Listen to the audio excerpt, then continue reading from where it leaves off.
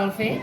Perkenalkan, nama saya Febrita Wahyuni Fai, guru pendidikan agama Katolik di UPTD SD Negeri Danau Indah, Kota Kupang, Nusa Tenggara Timur, sekaligus mahasiswa PPG dalam Jabatan Pendidikan Agama Katolik batch 3 tahun 2025 di LPTK STK Santo Yakobus Merauke dengan NIM 258605191.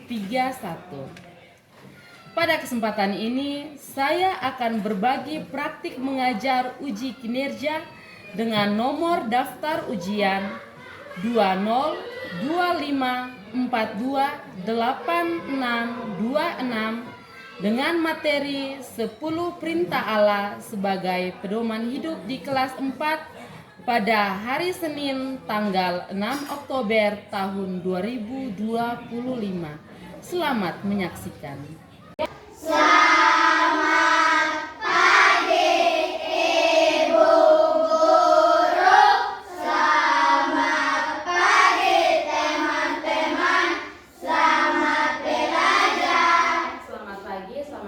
Silakan duduk.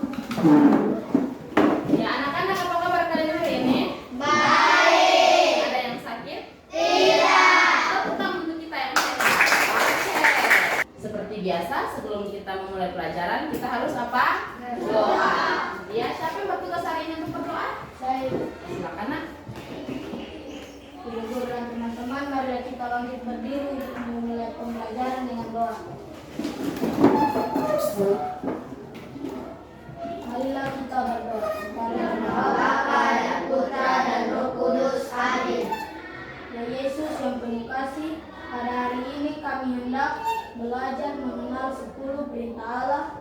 Ajarilah kami mengenal perintah-perintah-Mu, agar kami mematuhinya bukan karena takut, melainkan sebagai bukti bahwa kami mengasihi Tuhan yang selamanya mengasihi dan menyelamatkan kami, karena Engkaulah Tuhan dan pengantara kami kini dan sepanjang masa. Amin. Bapa dan Putra dan Roh Kudus. Oke, silakan duduk. Ya, Ibu absen dulu ya.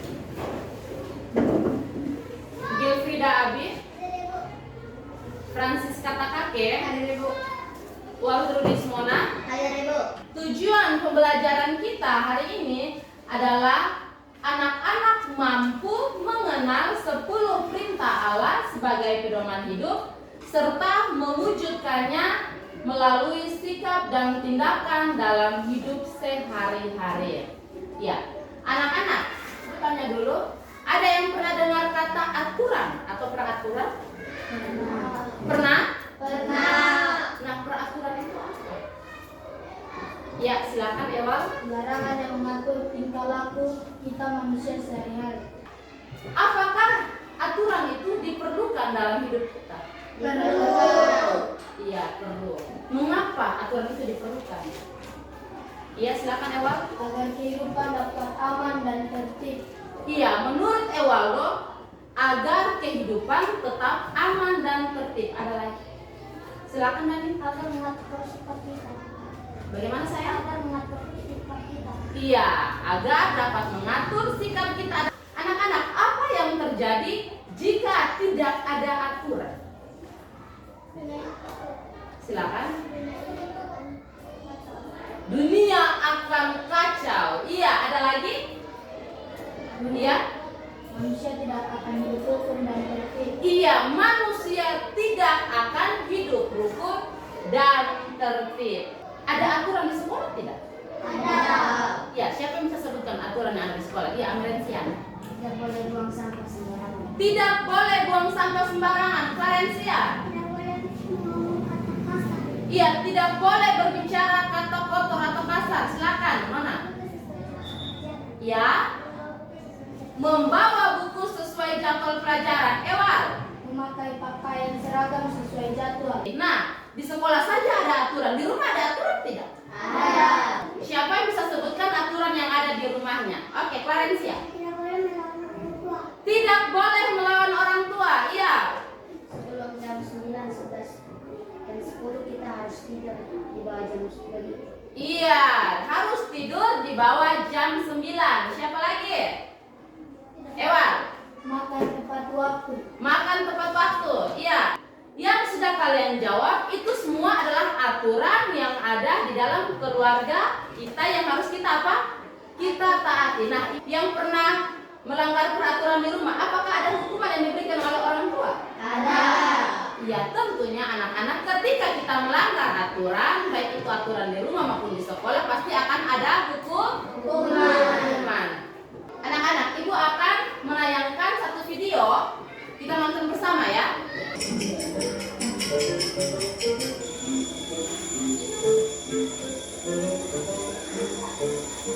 Duh, jam berapa sih? Duh, aku terlambat.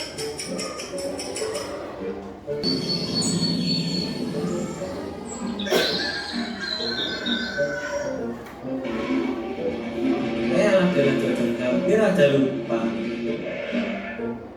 Icak mana kau ini? Tono, lama kali lah kau ini. Maaf John, aku bangunnya kesiangan. Hehe, cepat.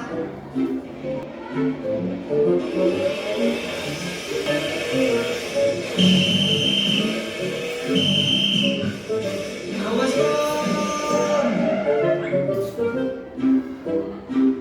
Aduh bro, kenapa kita disuruh berhenti?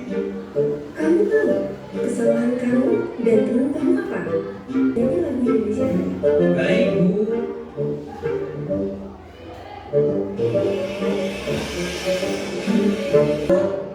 Aduh John, gerbangnya mau tutup. Cepatlah Ton, kita lari masuk kelas.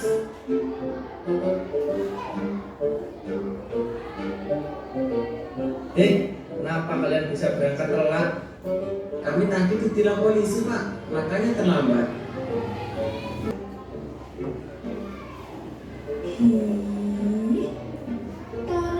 Tono dasar anak ceroboh. Baju panjang sebelah, pantat anak kayu. Sekarang kamu ibu hukum karena sudah berangkat telat. Kamu ibu hukum hormat di bawah tiang bendera sampai bel istirahat. Tapi bu, Kamu tidak usah membantah. baik bu. Lah, kau kenapa bisa kena hukum Ton? Aku gara-gara berangkat telat juga John. Mana patahku kena tai sapi lagi. Jadi diketawain deh. Aku harus berubah. Gak boleh kayak gini terus. Apalagi main game sampai malam-malam. Nah, sekarang setelah menonton, tadi kan ibu sudah bilang kan di awal, nontonnya harus menyimak dengan baik-baik karena setelah menonton pasti akan ada pertanyaan. Iya. Siapa saja yang ada dalam cerita tadi? Silakan Ewal. Tono, Jono, Ucup, Pak Sapam, Taudi, ini Polwan, guru matematika. Oke.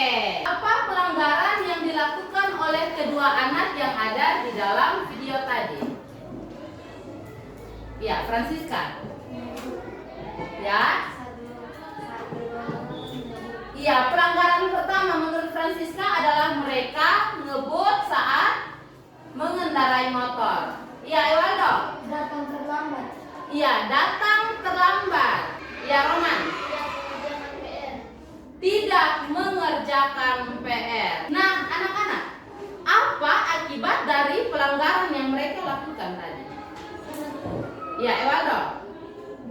Yang ketika pelanggaran melanggar lalu lintas, mereka disita oleh polisi. Iya, kalian sudah lihat kan beberapa aturan yang mereka langgar tadi di video kan. Yang pertama itu adalah main game sampai larut malam. Iya, toh itu kan melanggar peraturan rumah. Iya, lalu bangun terlambat. Terus pada akhirnya mereka terlambat ke sekolah. Nah, di dalam perjalanan mereka ke sekolah pun mereka sudah melanggar aturan dalam bermasyarakat. Mereka tidak pakai helm kan tadi? Ya. Mereka bawa motor tetapi tidak pakai helm. Apakah sikap anak-anak yang ada dalam video tadi itu harus diteladani atau dijauhkan dari diri kita? Ya? Iya. Sikap mereka itu harus kita jauhkan dari diri kita. Mengapa? Iya, itu adalah sifat yang tidak baik. iya, karena itu adalah sifat atau sikap yang tidak baik. Ada lagi? Karakter mereka tidak boleh dicontoh. Kalau kita mencontoh karakter mereka, kita akan mendapatkan akibat seperti mereka. Iya, kalau kita berbuat seperti mereka, maka kita akan mendapat akibat seperti yang dialami oleh mereka, dihukum kan? Oke, nah pertanyaan terakhir, apa pesan yang dapat kita petik dari persoalan yang ada di video tadi? Gunakan waktu Anda sebaik mungkin. Ya, harus gunakan waktu sebaik mungkin. Ya, anak-anak. Nah, dari video tadi, dari jawaban-jawaban yang sudah kalian sebutkan, ya, kita akan lihat apa sih itu peraturan dan larangan yang diberi Tuhan untuk kita manusia. Ya, jadi pada waktu itu anak-anak, ini ibu kilas balik ya. Waktu itu Tuhan melihat bahwa bangsa Israel mereka sudah banyak berbuat dosa. Oleh karena itu Tuhan Allah memberikan 10 perintahnya atau aturannya kepada manusia untuk dipatuhi. Nah, kita akan melihat atau kita akan mendengarkan 10 perintah Allah itu lewat bacaan di kitab Keluaran bab 20 ayat 1 sampai 18. Ya, Ibu minta salah satu siswa bisa maju untuk membacakan teks kitab suci untuk kita. Silakan Roman. Bacaan ini diambil dari Keluaran bab 20 ayat 1 sampai 18. Ke-10 firman. Lalu Allah mengucapkan segala firman ini. Akulah Tuhan Allahmu yang membawa engkau keluar dari tanah Mesir, dari tempat perbudakan. Demikianlah sabda Tuhan. Syukur kepada Allah. Ya, terima kasih kepada Romanus. Silakan kembali nak.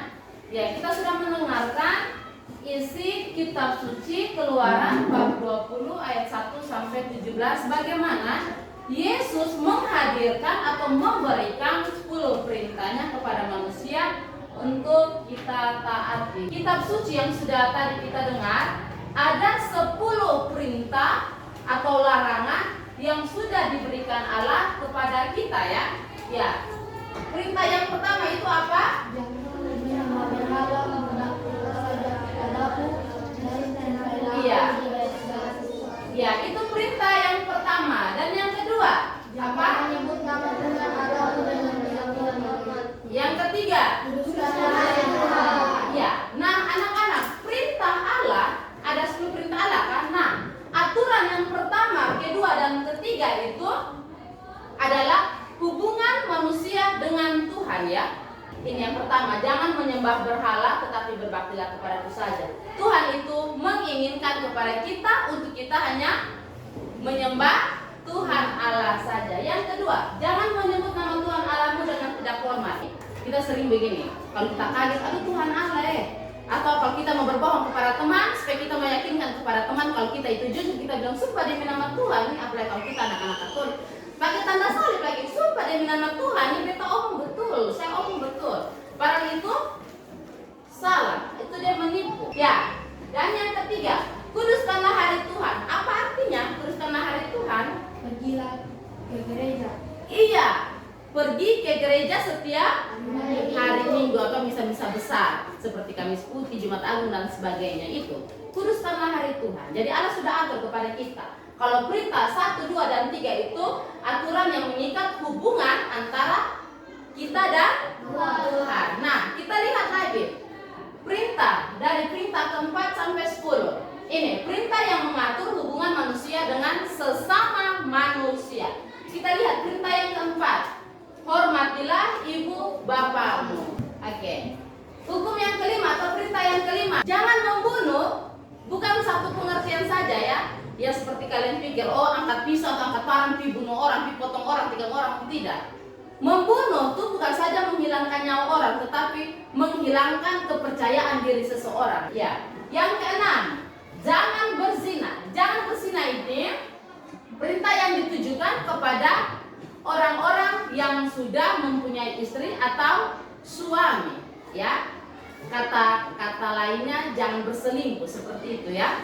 Ya, kita lanjut ke hukum yang ketujuh. Jangan mencuri. Siapa di sini yang pernah mencuri? Ayo. Lovely, mencuri apa? Orang punya mangga. Oke, iya. Pencuri orang punya mangga juga. Oke. Ketika kalian mencuri itu kalian dapat apa tidak? Dapat hukuman tidak? Ketahuan tidak? Tidak. Kalian syukur-syukur tidak ketahuan. Kalau ketahuan kalian akan dihukum pastinya. Ya, jangan mencuri lagi ya. Bertiga tidak boleh ya. Itu milik orang lain, tidak boleh. Ya, kita lanjut ke hukum yang ke-8. Jangan bersaksi dusta terhadap sesamamu. Sederhananya begini anak-anak. Hukum yang ke-8 ini mau bilang ke kita kalau kita jangan fitnah orang, jangan tipu orang. Siapa di sini yang pernah fitnah orang? Pernah fitnah orang? Pernah fitnah siapa saya? Oh, pernah gosip orang ya. Siapa lagi selain Roman? Nah, iya, Francisca apa nak? Oh, gosip orang di belakang. Oke, kita lanjut ke perintah Allah yang ke-9. Jangan mengingini istri sesamamu ya. Ini hampir sama dengan yang ke-6. Ini ditujukan kepada orang-orang yang sudah berkeluarga. Ya, kita lanjut ke ke-10. Jangan mengingini milik sesamamu secara tidak adil. Ini adalah enam perintah yang mengatur hubungan kita manusia dengan sesama manusia. Anak-anak, mengapa Allah memberikan aturan atau larangan kepada manusia? Iya, agar dunia tidak kacau. Bisa lihat di slide. Agar manusia hidupnya teratur. Yang kedua itu agar manusia dapat membedakan yang baik dan buruk. Yang ketiga agar manusia jangan jatuh dalam dosa. Anak-anak bayangkan Allah begitu mencintai mengasihi kita sehingga Dia memberikan larangan-larangannya sebagai pedoman untuk kita memulai hidup yang baik dan benar. Ketika kita melanggar aturan-aturan pasti kita akan diberi hukuman. Nah, kita lihat lagi, apa tujuan Allah memberi 10 perintah Allah kepada manusia? Tadi Ibu sudah omong, tinggal kalian baca. Iya. Supaya manusia mengerti bahwa Allah mencintai kita dan memberikan perhatian memberikan 10 perintah Allah itu. Iya, benar sekali. Ada lagi jawabannya? Iya, Dani. Untuk bisa dijadikan pedoman hidup. Iya, untuk bisa dijadikan pedoman hidup. Nah, pedoman itu apa, anak-anak? Iya, pedoman itu petunjuk atau panduan. Jadi 10 perintah Allah yang diberikan Tuhan itu kepada kita manusia itu untuk dijadikan pedoman atau petunjuk dalam kehidupan kita. Nah, kita lihat apa akibat jika kita mengabaikan perintah Allah. Ini coba kalian lihat di slide. Apa akibat jika kita mengabaikan perintah Allah? Nah, seperti tadi yang kalian sudah sebutkan di awal, ketika kita melanggar aturan sekolah atau aturan rumah, pasti kita akan mendapat hukuman. Nah, begitu juga dengan 10 perintah Allah atau 10 larangan yang sudah Tuhan berikan kepada kita.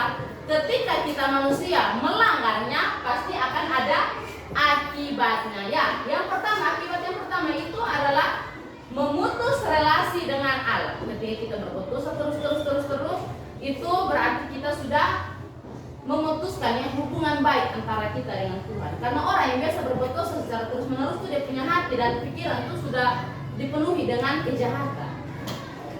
Yang kedua, akan terjadi kerusakan dalam diri sendiri.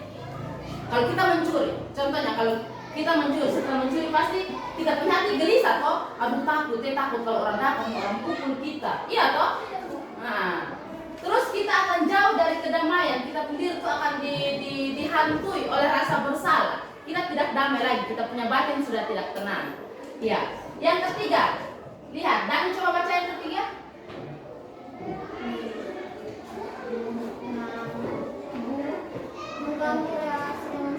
Iya, mengganggu relasi dengan sesama. Yang tadi pertama itu memutus relasi dengan Allah. Yang ketiga itu adalah ketika kita berbuat dosa, kita melanggar peraturan yang sudah diberikan oleh Tuhan. Contohnya aturan ke-7 jangan mencuri. Ketika kita mencuri, itu sudah mengganggu hubungan kita dengan sesama. Ya, dan yang keempat, akibat sosial. Begini, akibat sosial yang dimaksudkan begini anak-anak. Ketika kita menjadi pejabat ya, ini contoh-contoh. Ketika kita menjadi pejabat, kita berbuat dosa dengan cara mengambil uang milik negara ya, atau kata lainnya korupsi. Nah, itu bisa berakibat kepada orang-orang yang memerlukan uang tersebut. Dampak dosa yang kita lakukan itu merugikan banyak orang. Ya, yang kelima. Coba Ewaldo baca yang kelima. Hukuman kekal jika tidak bertobat. Iya, kalau kita tidak bertobat, maka kita akan masuk apa? Neraka. Sampai di sini ada yang mau bertanya? Oh iya, silakan Dani. Ketika kita berbuat dosa berulang-ulang kali, apakah ada pengampunan dari Tuhan? Coba lebih keras sayang. Ketika kita berbuat dosa berulang-ulang kali, apakah ada pengampunan dari Tuhan? Oke, pertanyaan yang baik. Tepuk tangan untuk Dani ya, sedang memberi pertanyaan yang baik. Ya, ketika kita berbuat dosa secara berulang-ulang kali, apakah kita bisa diberi pengampunan? Iya, sangat-sangat bisa, karena Allah kita itu Maha Pengampun. Intinya bahwa ketika kita sudah menyadari kesalahan kita harus apa? Bertobat, meminta pengampunan kepada Tuhan. Ya, sekarang Ibu akan membagi kalian dalam beberapa kelompok ya, dalam 2 kelompok saja ya. Nah, Ibu akan memberikan LKPD kepada setiap kelompok untuk kalian kerjakan. LKPD ini dikerjakan tiap kelompok ya. Jadi kalian berdiskusi ya, berdiskusi. Ingat aturan dalam berdiskusi, semuanya harus aktif ya toh, semuanya harus aktif.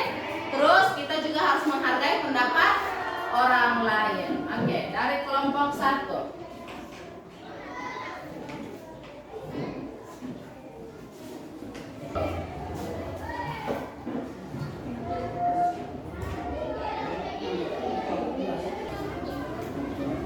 Oke, silakan kalian tulis nama kelompoknya dan anggota kelompoknya.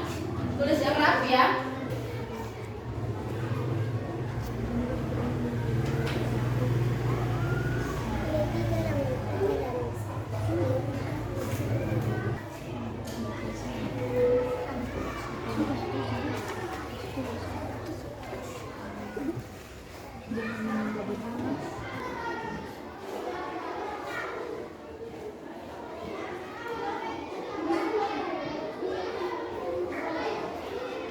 Oke.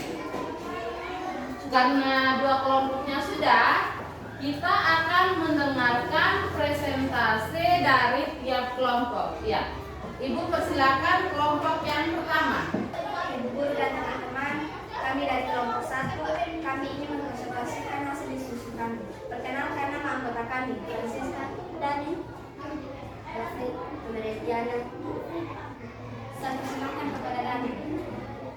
Nomor 1 pertanyaannya, temukan nama atau hikmah Allah yang mengatur hubungan manusia. Jawabannya adalah 1-3 yang berbunyi 1. Jangan menyembah berhala, tetapi berbaktilah kepadaku saja dan cintailah aku lebih dari segala sesuatu. Jelaskan mengapa Tuhan Allah memberikan 10 perintahnya kepada manusia.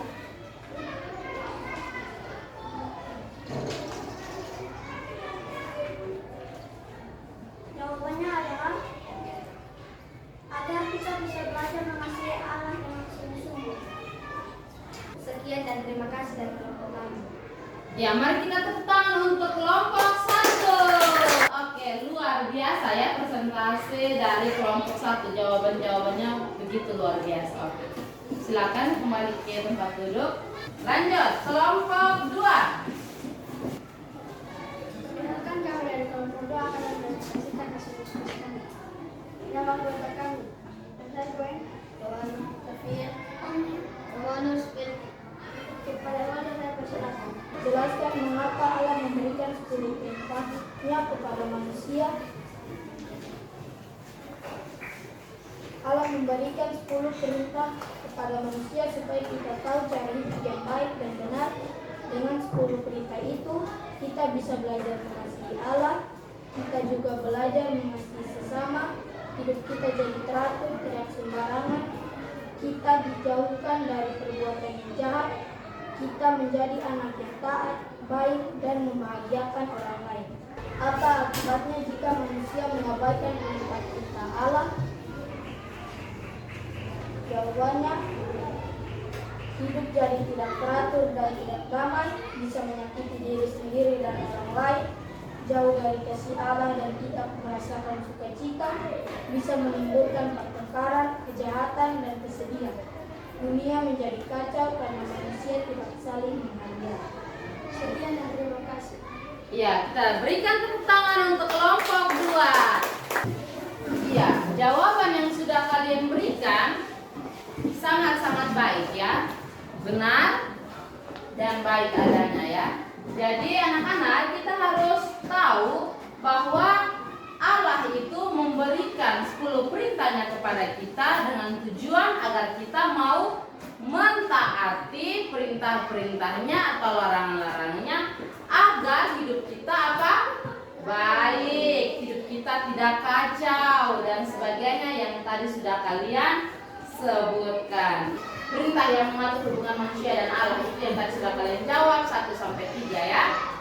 Lalu perintah yang mengatur hubungan manusia dan sesama manusia yang sudah tadi kalian jawab, dari perintah yang keempat sampai yang ke-10.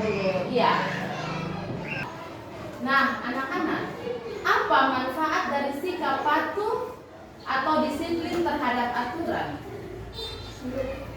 Hidup akan aman dan damai. Iya, hidup akan aman dan damai.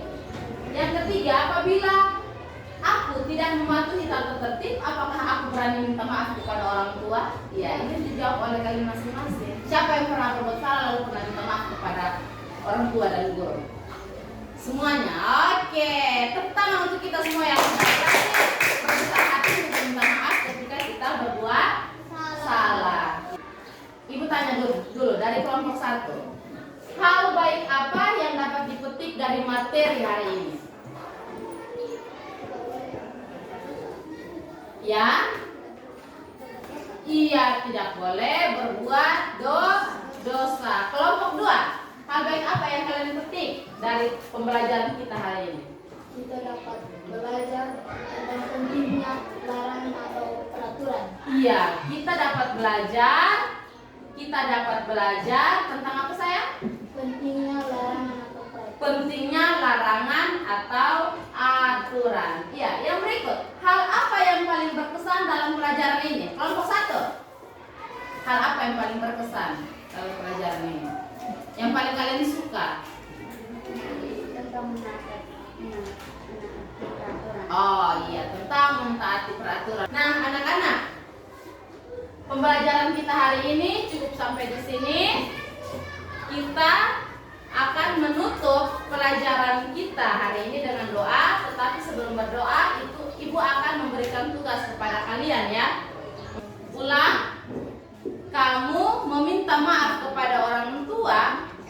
Papa, mama minta maaf dan dari kemarin itu saya sudah melakukan dosa menyakiti hati papa dan mama. Hari ini saya berjanji saya tidak akan mengulangi lagi.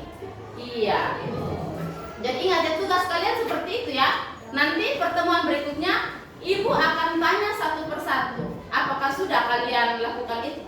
Lakukan yang ibu perintahkan kepada orang tua atau tidak ya? Iya. Kita nyanyi dulu ya. Dari tadi kita tidak nyanyi. Kita berdiri.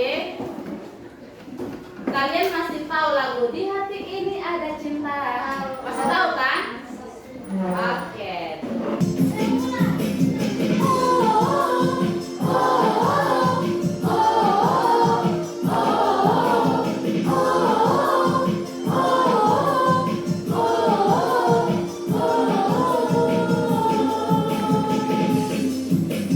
Di hati ini ada cinta.